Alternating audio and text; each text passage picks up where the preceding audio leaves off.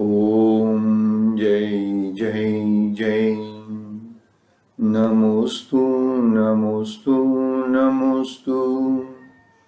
नमो अरिहन्ताणं नमो सिद्धाणं नमो आयर्याणं नमो वज्राणं नमो लोहि सुब्बसाहुणम्। मंगलम भगवान वीरो मंगलम गौतमो गणि मंगलम कुंद कुंदार्यो जैन धर्मोस्तु मंगलम। सर्वमंगल्य मंगल्यम सर्वकल्याणकारकम प्रधानम सर्वधर्मानं जैनम जयतु शासनम। जैनम जयतु शासनम। जैनं जयतु शासनम्। यस्य स्वयं स्वभावाप्ति प्रभावी कुत्स्नकर्मणः तस्मै संज्ञानरूपाय नमस्तु परमात्मने। नमस्तु परमात्मने। चेतिले चेतन चेत्या विना किम चालसे।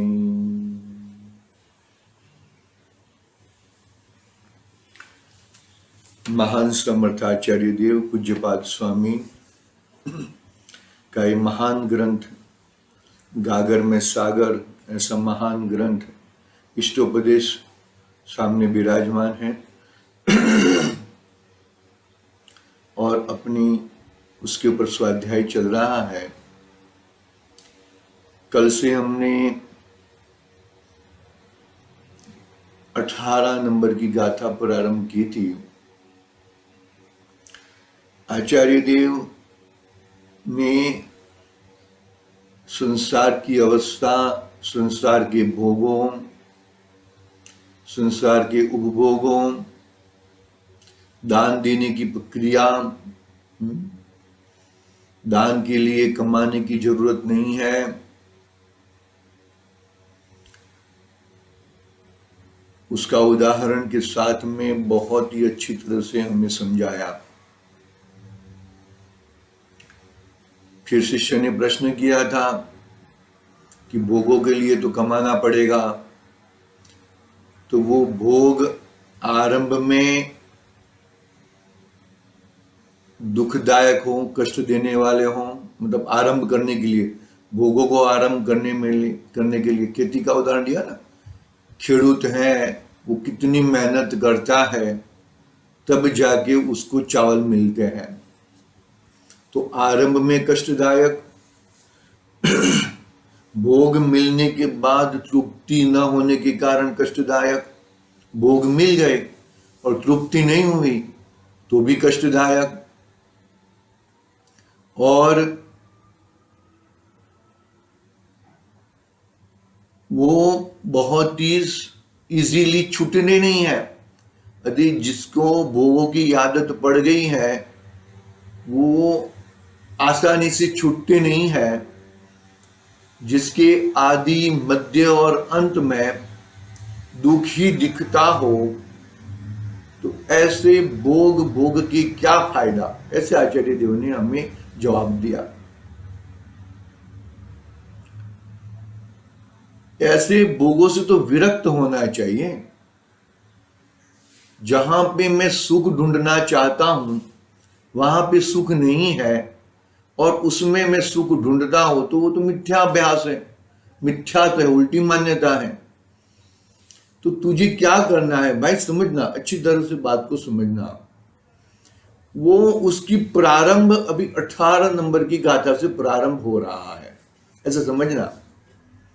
18 नंबर की गाथा से आचार्य देव ने आध्यात्म की बात कि तुझे सुख की प्राप्ति कैसे होएगी, सुख कहां पर है, सुख कैसे मिलेगा। गंधाधिराज नियम सार में क्या कहा, नियम, अरे तू सम्यक दर्शन, सम्यक ज्ञान, सम्यक चारित्र में रहे, वही तेरा नियम है। उसके अलावा बाहर निकल जाए, बाकी सब तेरी बाहर निकल जाए, उससे कोई मतलब ही नहीं है ना भाई। तुझे तेरी चीज मिल गई तो फिर तेरे को दूसरी चीजों से क्या मतलब है। तू पुरुषार्थ कर रहा है, किसके लिए पुरुषार्थ करता है? कि अपनी चीज प्राप्त करने के लिए तू पुरुषार्थ कर रहा है। अपनी चीज मिल गई तो बाकी की सब चीजों से तुझे कोई रिक्वायरमेंट ही नहीं है। बाकी सब चीजों से तुझे क्या फायदा है भाई?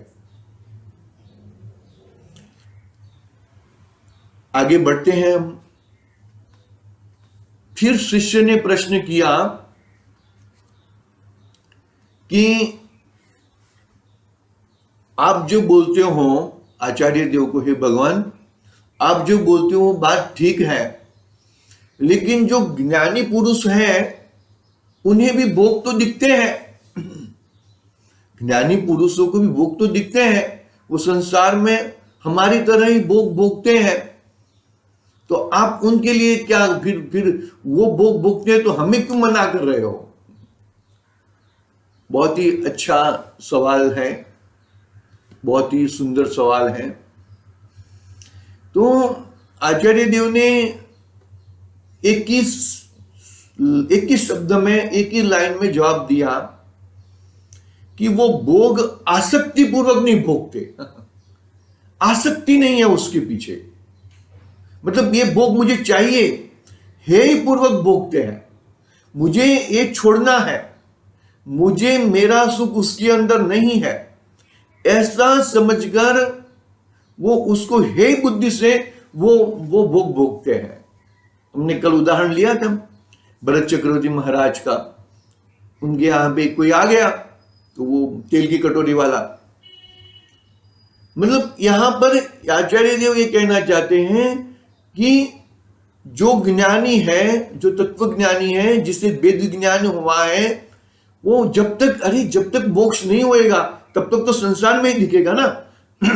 तो संसार में ऐदैहिक भाव तो सबके एक सरके दिखते हैं, भोगों की व्यथा तो सबको एक सरके दिखती है। तो इसको ये भोग भोगना है, इसको ऐसा करना है, ऐसा नहीं। हे बुद्धि नहीं है, हे बुद्धि छूट गई है, सॉरी, हे बुद्धि, हे बुद्धिपूर्वक, उपादेय बुद्धिपूर्वक नहीं भोगते हैं, आसक्ति पूर्वक नहीं भोगते हैं। बोलने में जरा मिस्टेक हुआ, माफ करना। कैसे भोग भोगते हैं? वो अनादि से जो आने वाले भोग हैं, वो भोगों को क्या समझ के भोगते हैं? कि वो भोग हकीकत में कैसे है भोग? कि वो भोग तुच्छ है, वो भोग मुझे कोई काम के नहीं है। हे बुद्धिपूर्वक, उससे मेरा संसार बढ़ता है, मेरा संसार मुझे कम करना है, मुझे संसार को भगाना है।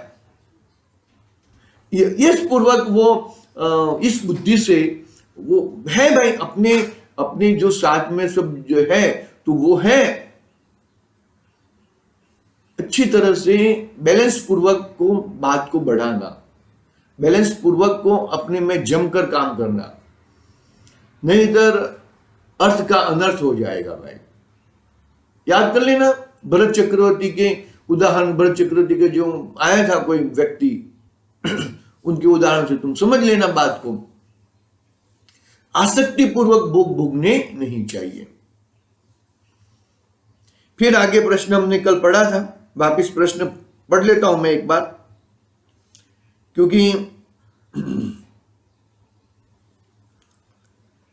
18 नंबर की गाथा है, उसके उत्थान का एक बार पढ़ता हूं मैं वापिस। देखो, आचार्य खुद स्वयं कहते हैं, आचार्य फिर से कहते हैं कि जिसके लिए वे हैं वह इस प्रकार है, अर्थात भद्र कहा, भद्र, जिस शरीर के लिए तू अनेक दुख बेघार से भोगों की वस्तुएं प्राप्त करना चाहता है, उसका लक्षण स्वरूप आगे बताया जाता है।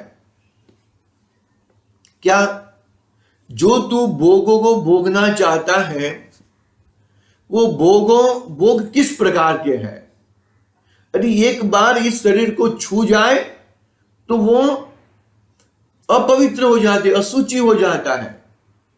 खाना खाया और वो वॉमिट हो जाए तो वो देखने लायक नहीं, हम देख नहीं सकते हैं। बहुत सारे उदाहरण देख लेना, मल पसीना, हम स्नान कर कर बहुत महल महल कर नहा कर आए, आते ही 2 मिनट में पसीना हो जाता है।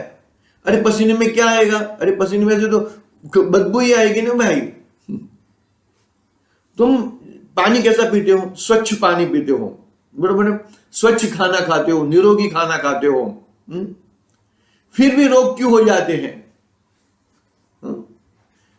भाई ये जो भोग है, भोगते समय वो भोगने से पहले वो तो शुद्ध दिख रहे हैं, पवित्र दिख रहे हैं, लेकिन जब तू उसको भोगता है तब गंदे हो जाते हैं, अशुचि हो जाते हैं। तो मतलब ये शरीर के राग से, इस शरीर के मोह से, इस शरीर में एकत्व बुद्धि के कारण यदि जो तू ये भोग को भोगता है तो ये तो वो तो अपवित्र चीज है। शरीर अपवित्र चीज है, वो तो एकदम पवित्र है, पवित्र है ना। पानी पिएंगे कैसा कैसा बाहर आता है भाई। मतलब ये 9 द्वार से भरी हुई, 9 द्वार में से मलिनता ही मलिनता निकलती है। तो ऐसे 9 द्वार वाला शरीर को तू भोग भोगाता है, भोग देता है, तो वो चीज अपवित्र हो जाती है। तो कितनी अपवित्रता अंदर होएगी वो सोचो तुम। बस समझ में। उस बात को यहां पर आचार्य देव 18वीं गाथा में बताते हैं। देखो पढ़ता हूं, मैं गाथा पढ़ता हूं, 18 नंबर की गाथा। भवन्ति प्राप्य यत्र संगम अशुचिनी शुचिनप्पि सकाय संतता तापा यस्तर्दथम प्रार्थना वृथा हो जाते सूची भी असूची छूकर जिसको अर्थ काया है यति विघ्नमयी उस हित भोग अनर्थ। कितनी सुंदरता से आचार्य देव कह देते हैं, जो भोगों को तू भोग रहा है वो भोग तो शुद्ध है, हा? और तू जिसके अंदर डालता है वो डालते ही अशुद्ध हो जाते हैं। अरे 1 मिनट पहले खाना खाया, वो वॉमिट हो जाए, देखने को काम नहीं करता। मतलब तेरा ये शरीर कितना अशुचि है वो कहना चाहते हैं। आई बात समझ में? कितना अशुचि है। और ऐसे अशुचि शरीर के लिए तू क्या करना चाहता है, ऐसी बात है यहां पर। आगे पढ़ते हैं, टीका पढ़ते हैं। पहले अन्वयार्थ एक बार पढ़ लेते हैं। जिसका संग पाकर पवित्र पदार्थ भी अपवित्र हो जाते हैं, वह शरीर हमेशा बाधाओं उपद्रव सहित है, इसलिए उसके लिए भोगों की प्रार्थना आकांक्षा करना व्यर्थ है। बस में क्या कहते हैं आचार्य देव कि तू उससे में वो भोगों से, अरे शरीर तुम अशुचि पदार्थ है, इस अशुचि पदार्थ में तू क्यों ममत्व करता है, क्यों एकत्व करता है, क्यों कर्तापना करता है, क्यों कर्तृत्व भोगुत्व। शरीर में एकत्व करना बहुत बड़ी भूल है, बहुत बड़ा मिथ्यात्व है।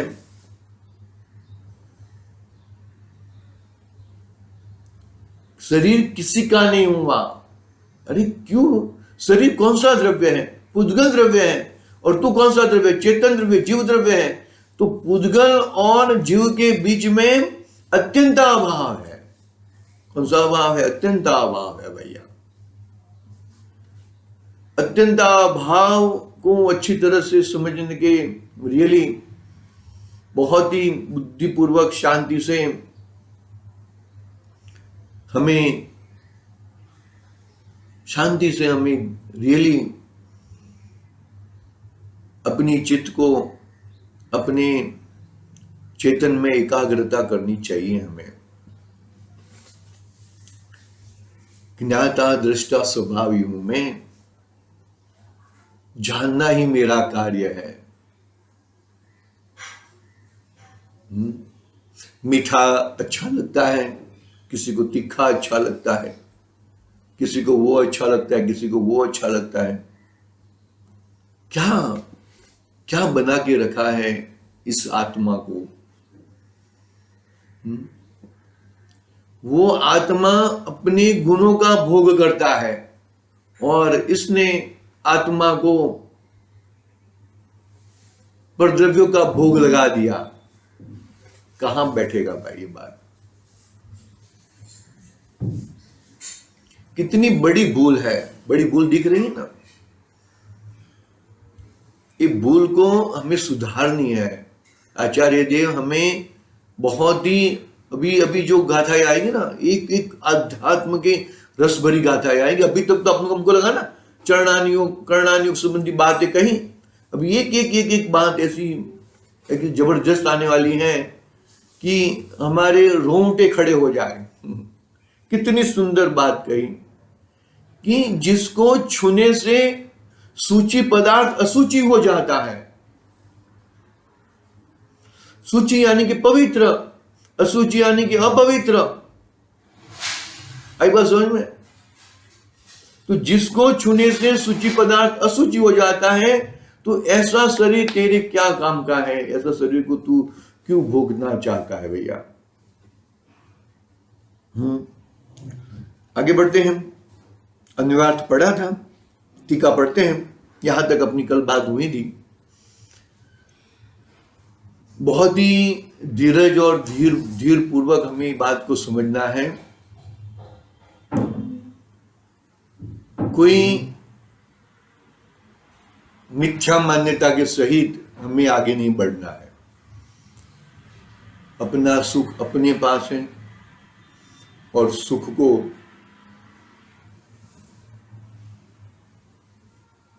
बाहर मत ढूंढो।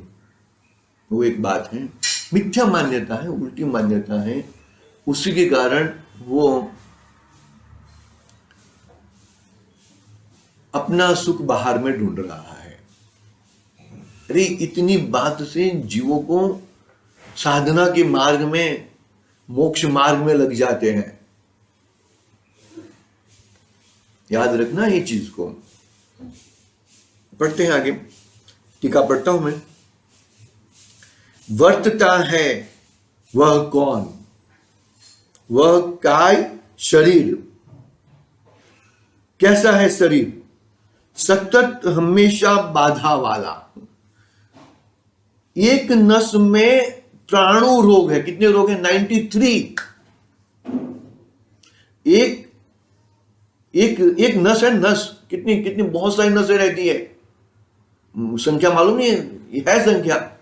मनुष्य के शरीर में बहुत, एक नस में त्राणु रोग कहे हैं। त्राणु 93। तुम एक को साथ देने के लिए जाओगे 13 टूटेंगे। ऐसे ऐसी है। देखो क्या कहते हैं। वर्तता है वह कौन? वह काय शरीर कैसा? सतत हमेशा बाधा वाला। सब में सतत हमेशा बाधा वाला। किसी को डायबिटीज है, मीठा अच्छा लगता है। मीठा क्या, बाकी जो भी है, लेकिन खा नहीं सकता है। अरे भाई तेरे अंदर रोग पड़ा है ना, और उसको अपना मानना कितनी मूर्खामणी है। कितनी मूर्खामणी है भैया। बहुत ही जिम्मेदारी पूर्वक का बात है। हमें ये जो मनुष्य भाव मिला है, संगनी पंचेंद्रियपना मिला है, साथ में मनुष्य गति मिली है, जैन धर्म मिला है। ये धर्म ऐसे घुमाने जैसा नहीं है। ऐसे ही छोटी, ऐसे ही फालतू में।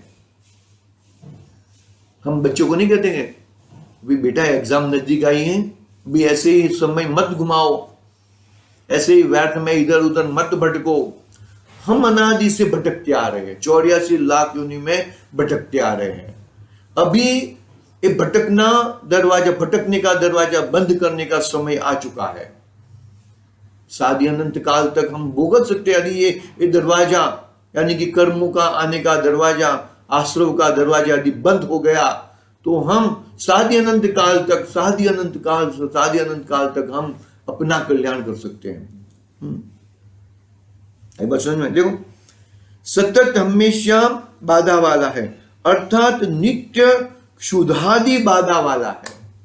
नित्य निरंतर क्षुधा यानी कि भूख तरस। शिष्य पूछता है वह कौन है? तो जिसके संग है, अर्थात जिस शरीर के साथ संबंध करके पाकर पवित्र तथा रमणीय भोजन वस्त्र आदि वस्तुएं भी अपवित्र हो जाती है। हम रोजाना, हम आजकल तो, पहले क्या करते थे मालूम है? पहले के जमाने में एक बार भोजन करते थे और एक ही बार कपड़ा पहनते थे। अभी 3 बार भोजन करते हैं और 3 बार कपड़े बदलते हैं। हाँ, 3 बार कपड़े बदलते हैं। कपड़े को बचाने के लिए ऊपर कपड़ा। अरे जो देखो क्या कहते हैं कि शरीर अपवित्र वस्तु है।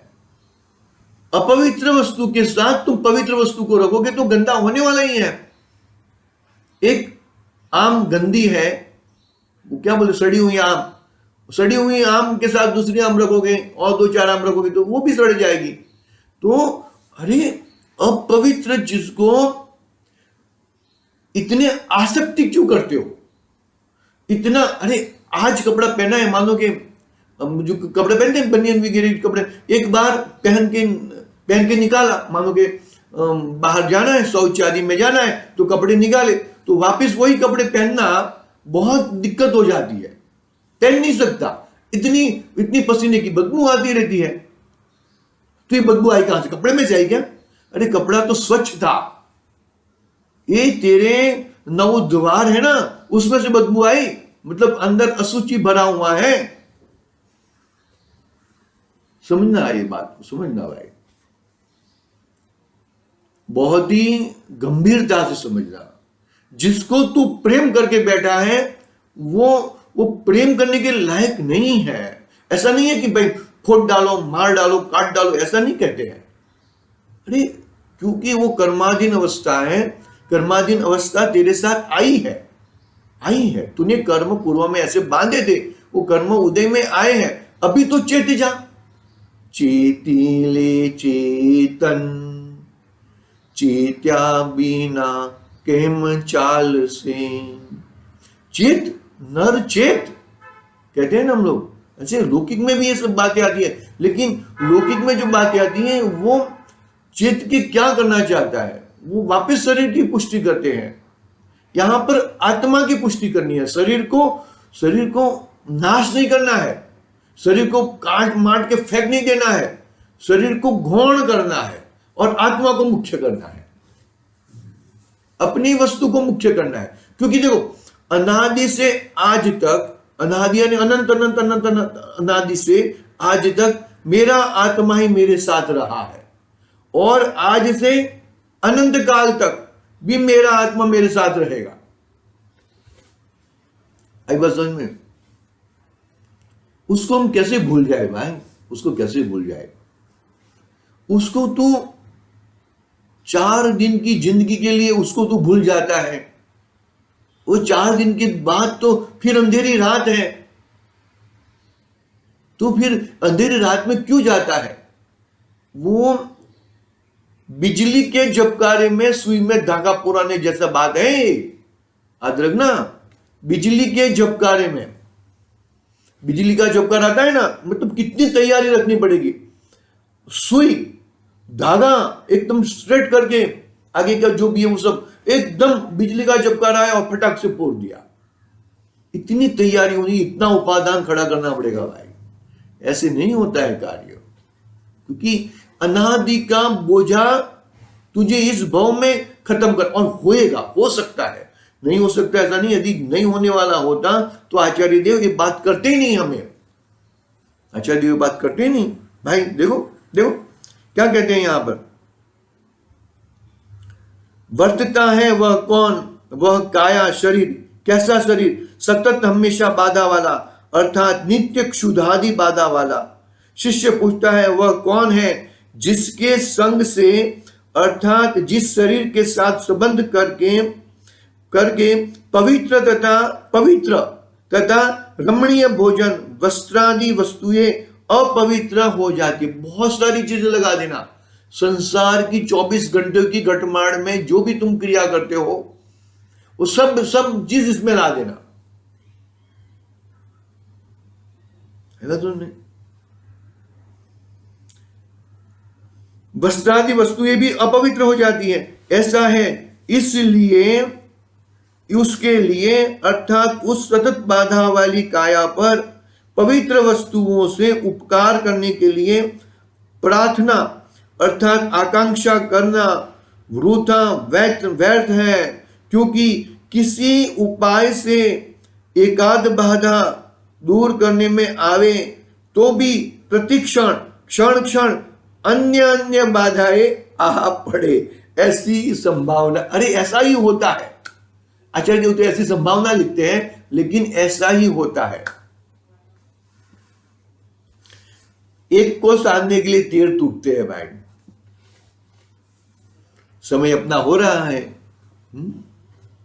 बहुत ही गंभीरता से, शांति से, धीरज पूर्वक जो चीज मिली है वो चीज को अंदर में अंतःपूर्वक अंतः मनन में जाकर ध्यान करना है ना। तो ध्यान किसका करोगे, बरोबर है, मानोगे टामेटा का ध्यान करना है हमें, तो टामेटा कैसा है वो तो तुमको ख्याल में आना चाहिए कि नहीं आना चाहिए भैया। कैसे ध्यान करोगे, मानो कि तुम्हें आत्म ध्यान करना है, आत्मा का ध्यान करना है, तो वो आत्मा कैसी है, किस तरह की आत्मा है, वो तुम सही में वो उसको तुम पहले देखोगे तब ना। तुम उसको नहीं देख पाओगे, उसको नहीं जान पाओगे, तो वो आत्मा तुम्हें कैसे मिलेगी, किस तरह से मिलेगी भाई। वो आत्मा नहीं मिल पाएगी। आत्मा को मिलने के लिए आत्मा को पहचानना पड़ेगा, आत्मा तक पहुंचना पड़ेगा।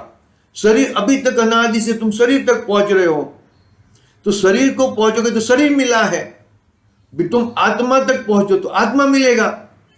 तो आत्मा तक पहुंचने के लिए सही में तुम्हें आत्मा का पुरुषार्थ करना पड़ेगा, शरीर का पुरुषार्थ छोड़ना पड़ेगा। शरीर का पुरुषार्थ छोड़ोगे तो आत्मा मिलेगा भाई। शरीर का पुरुषार्थ, शरीर को भागना नहीं है, शरीर को फेंकना नहीं है, शरीर के द्वेष नहीं करना है। यहां पर तो अपनी वस्तु स्वरूप अपना आत्मज्ञान जगाना है। और जो जीव आत्मज्ञान अनादि से आज तक और आज से अनंत काल तक जो भी सिद्ध गए हैं, जो भी सिद्ध हुए हैं, वो वेद ज्ञान पूर्वक ही सिद्ध गए हैं, वेद ज्ञान से ही सिद्ध गए हैं। और जितने संसार में बंधे हुए दिख रहे हैं वो एकमात्र वेद ज्ञान के अभाव पूर्वक बंधे हुए दिख रहे हैं। वो एकदम बैलेंस लगा देना, वो एकदम याद रखना, वो चीज को लेबल लगा देना, वो चीज को लेबल लगा देना। वो अनादि से वेद ज्ञान, क्या वेद ज्ञान करने को आता है उसको, ये तेरा है मेरा, ये तेरा है मेरा। अरे तेरा मेरा नहीं, तू मैं यानी कि कौन, मैं एकमात्र आत्मा, जीव तत्व, भगवान आत्मा, वो मैं, बाकी सब तू।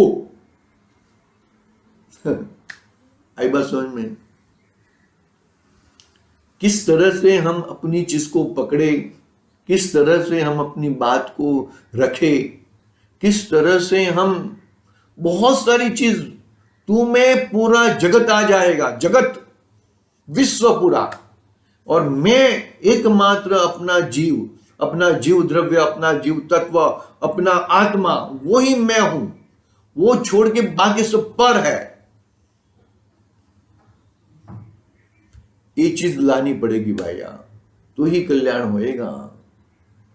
मुनिराज कैसे बन जाते हैं? कैसे बन जाते हैं मुनिराज?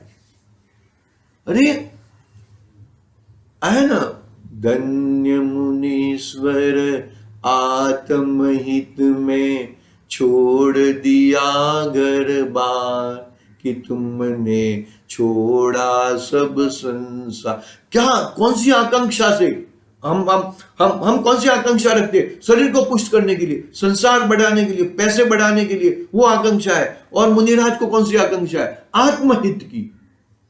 अरे आत्मा तो उनके पास भी है, मेरे पास भी है। तो उनके पास है तो वो आत्मा को पहचान कर आत्मा में आगे बढ़ते हैं। और तुम क्या करते हो? क्या करते हो?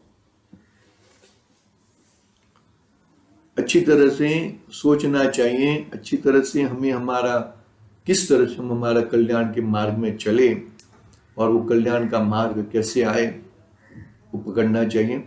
आज की बात यहाँ पे पूरी करते हैं। ओम नमः सिद्धि व्याम। निज निधि निज में बताई।